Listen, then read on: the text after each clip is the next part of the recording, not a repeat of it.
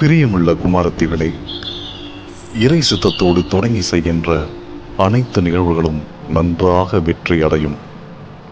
இறைவன் எங்கும் நிறைந்திருப்பதால் எப்பொழுதும் எங்கு இருந்தாலும் நாம் அவர் முன்பாக இருக்கிறோம் என்ற உணர்வுடன் வாழ முற்படுவோம். கல்வி ஒரு மனிதனை முழுமைப்படுத்துகிறது.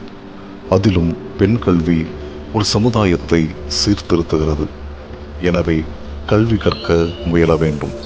அடுத்தவரையும் கல்வி கற்க நாம் தூண்டுகோலாய் மாற வேண்டும்.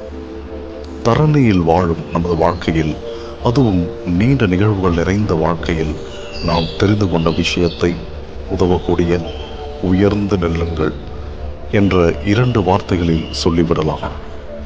உயர்ந்து நில்லுங்கள் என்று சொல்லுகின்ற போது நேராக நிற்பது மட்டுமன்று, நேராக நிற்பதும் அவசியம்தான்.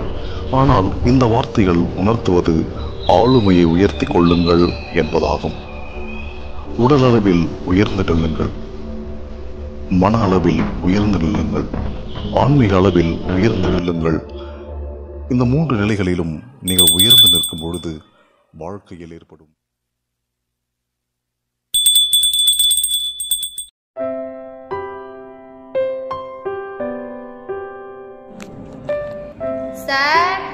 Sir, may I come in, sir? Come in, வாங்க. You have your own telegram, sir. Oh.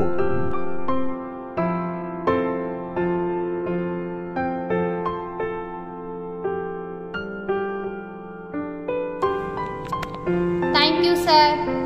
Thank you.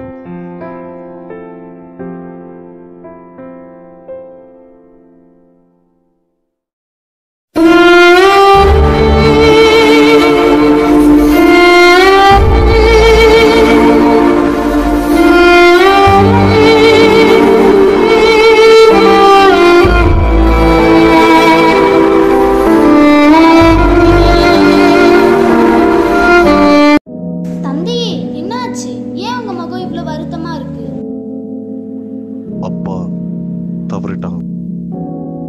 பிதாவை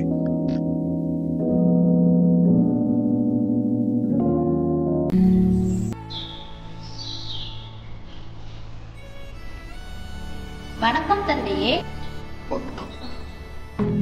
உங்களை சந்திச்சதுல ரொம்ப சந்தோஷம். நான் ஒரு நல்ல செய்தியை உங்ககிட்ட சொல்ல வந்திருக்கேன். பெண் சமுதாயம் வளர்ச்சி அடைய அகரமா திகழறது கல்வி ஒண்ணுதான். அது தொடங்கறதுக்கு தேவையான தகுதி, திறமை, பொறுப்பு எல்லாமே உங்ககிட்ட தான் இருக்கு. அதனால பேரவை சொன்னபடி பெண் கல்விக்கான வேலையை தொடங்க சொல்லி உங்களை தான் நினைச்சிருக்காங்க. இது உங்களால மட்டும்தான் முடியும். மகிழ்ச்சி. கடவுளின் சித்தத்தோட தொடர்ந்து. சரிங்க தந்தையே, நான் வரட்டுமா? போயிட்டு வாங்க குருவே. பிதாவை, இத்தருணத்தில் பெண் கல்வி வளர்ச்சிக்காய் எடுக்கும் முடிவுகளை நிறைவாக ஆசீர்வதியும். தந்தை, மகன், தூய ஆவியின் பெயராலே. ஆமென்.